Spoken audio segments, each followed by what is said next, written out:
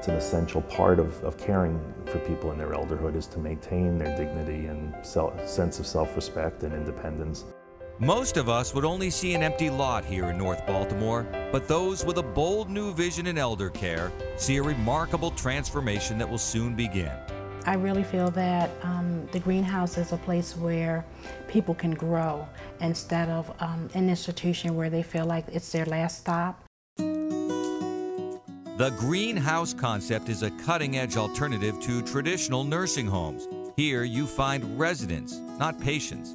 There's a common area known as the hearth with a beautiful kitchen, living room, dining room, and even a porch. Every residence will house 12 people, each of whom has a private bedroom and bathroom. Residents will participate as much as they feel comfortable in the day-to-day activities to encourage their own independence. It's a lot like a home.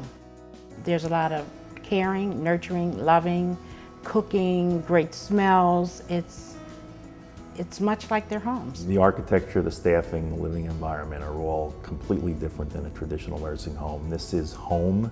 Nothing would be in a greenhouse home that isn't in your own home. Rosie Prince learned about this innovative approach after seeing a video about a similar Weinberg-funded greenhouse in Massachusetts. It doesn't make me feel sad about it.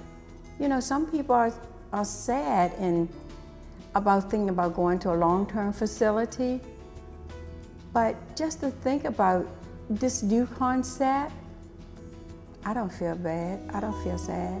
If that's one day I have to do that, I would like to go there. It's just a breath of fresh air to know that the greenhouse is coming and that about the care that will be given there. The purpose of the greenhouse is that you can continue to age in respect, with respect and dignity. And the best thing about the greenhouse model? It makes you live longer, I think. I think you'll live longer. I really do.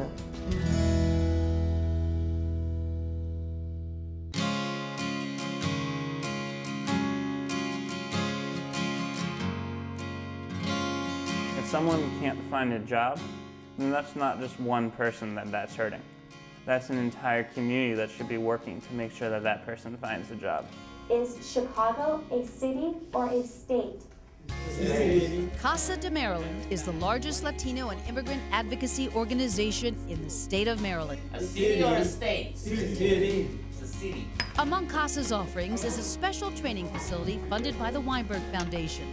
It gives immigrants like Mercedes Rodriguez from Peru the chance to learn a new trade. Estuviera andando como si me faltara mirar por un ojo. Solo tapar un ojo. Each year, Casa serves more than 20,000 people, helping many to develop and refine skills for employment. It's very rewarding. At the same time, it's just another incentive for me to help somebody else out, if that makes sense. For every one person that you see go through, you see 15, 20 more people ready to start the process. One of those is Dudu Ni Wanminya, a native of Cameroon. He is a recent graduate of one of Casa's programs. Yes, this is going to help me have a great job. And Dudu Ni was right. Soon after showing off his diploma, he was hired as a security guard.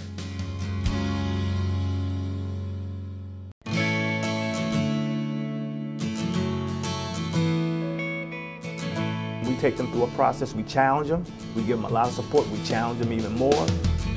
The Center for Urban Families has been changing lives since 1999. Anybody is subject to failing, right? Because we're human beings, right? Joe Jones knows what it's like to be on the wrong side of the street.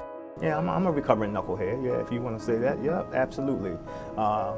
Started at age 13, you know, mainly because I didn't know any better, getting involved in heroin and cocaine as both a intravenous drug user and as a seller. And you know, you really can't do one of those, you can't do both of those, you know, at the same time. You sort of like you do either one or the other. I tried to do both and spent 17 years in and out of incarceration. But in the mid-'80s, Joe turned his life around and soon started turning around the lives of others. He developed a nationally recognized organization that has trained over 15,000 men and women. It gave me a sense of direction, and it set the foundation on what I wanted to do and where I wanted to go in my life. A Weinberg Foundation grant helps fund the Career Path program, which puts graduates on a track from entry-level to higher-paying jobs that offer realistic living wages. This is what I would call my life's work. Would I rather be Michael Jordan, Kobe, or LeBron? Maybe, from an economic standpoint. But from a gratification standpoint, I get more juice out of seeing folks come here that have no spark, no hope, and they go through a process. And particularly when you see those young men and young women who get their first job and they come back and they show you their work ID or they show you their pay stub. And when it comes to the game of life, Joe has the perfect strategy. Don't always think about things in the short term. Think about the chess move that's going to get you to capture the king.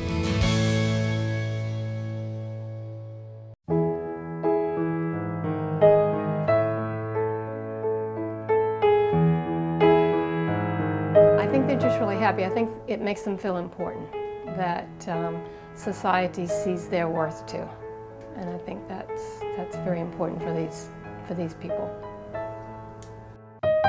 Living on the street, homeless, the constant battle for food, for shelter, for safety, where one's own health care often slips to the bottom of the pecking order.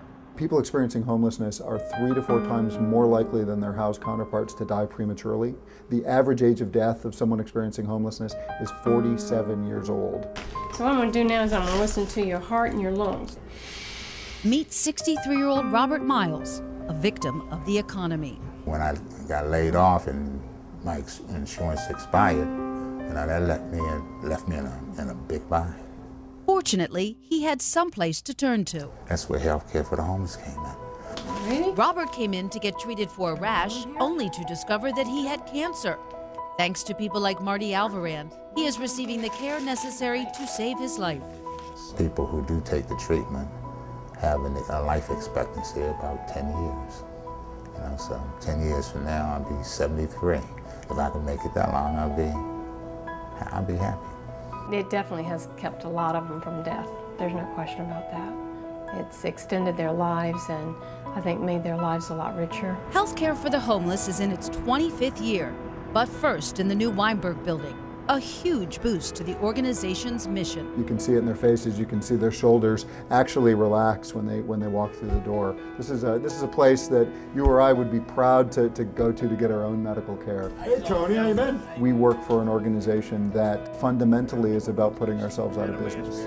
We'd like nothing better than to do something else.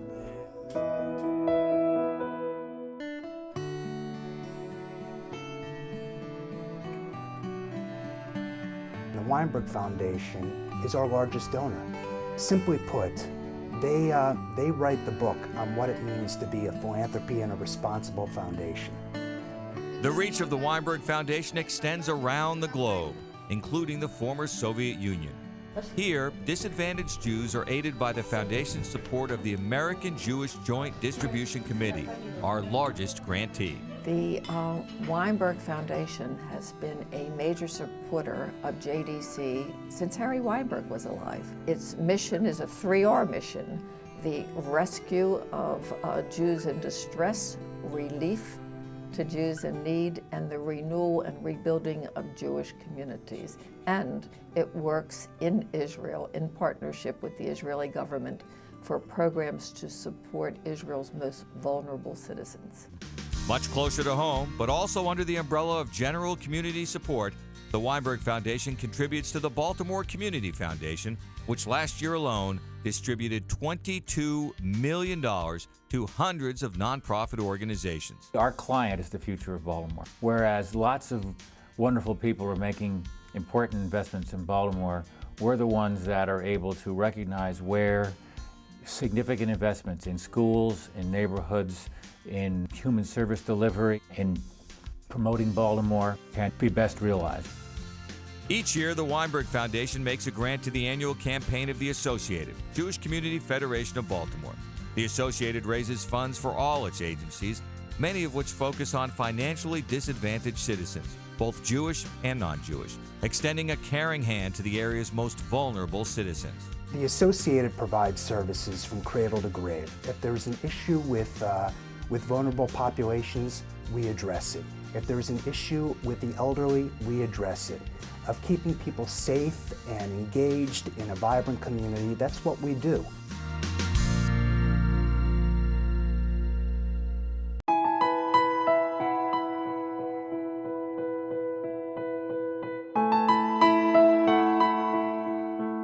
Our mission is to help people with disabilities achieve their full potential.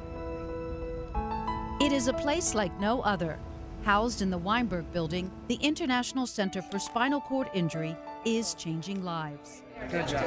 The building has revolutionized how we're able to care for patients. Big push, big push, big push, push. 6-year-old Erin Buckles underwent surgery to be separated from her congenital twin sister in 2006. The subsequent diagnosis of paralysis was devastating. All the things that doctors and therapists told us before we came to Kennedy Krieger that she would never do, she's done. And if we didn't have Kennedy Krieger, she would be stuck in a wheelchair all the time, not doing half the things that she's able to do. All right, sweetie. She's very tenacious. And we've told her since she could understand that she's gonna walk someday. So that's what she believes, and she works hard for it every day.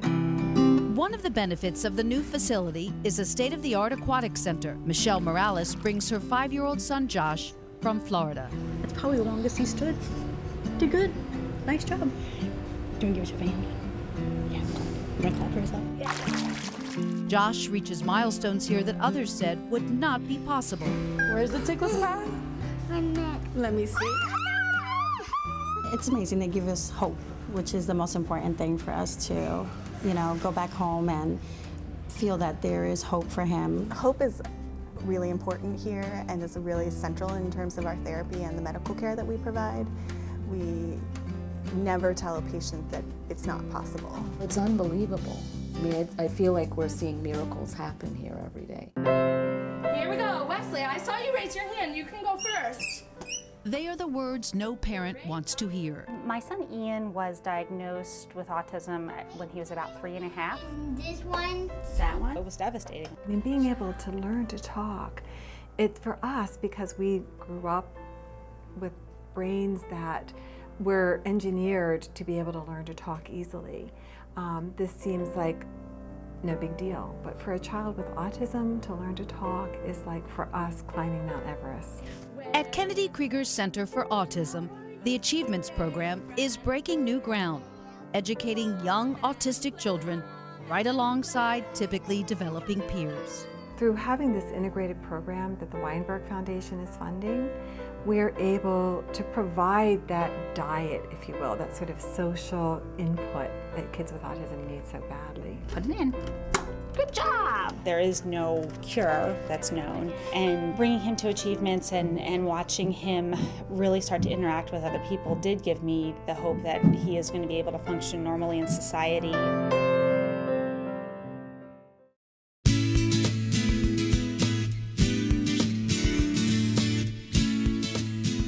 So how we say that in our school is that every child can achieve at high levels of academic excellence, and it's the responsibility of every adult to make sure that that happens. As the Executive Director of New Leaders for New Schools, Donald Fennoy leads an organization charged with recruiting and training the next generation of principals for urban schools. It's necessary because education is the new civil rights movement. We have determined at New Leaders for New Schools that it begins with the leaders. Until those schools are led by individuals that are unwavering in their desire and abilities to lead those schools, we're not going to make a systemic change for the students of the Urban Center. The beautiful thing about our relationship with the Harry and Jeanette Weinberg Foundation is that they help sponsor those initiatives. One of those new leaders is Kathy Myles. I am very excited and proud and honored with all the work that the middle grades team has been doing. Who left her career in the private sector to become a public school principal, where she leads a team of dedicated teachers. And we created a new model acceleration, which we're really proud of and excited about. What can we put into place to help these children move further is deeply embedded in the New Leaders training. And there's no out, there's no option. Failure is not an option for a New Leaders leader. We stand for ourselves, we stand for each other, and we stand for the children and staff that we serve.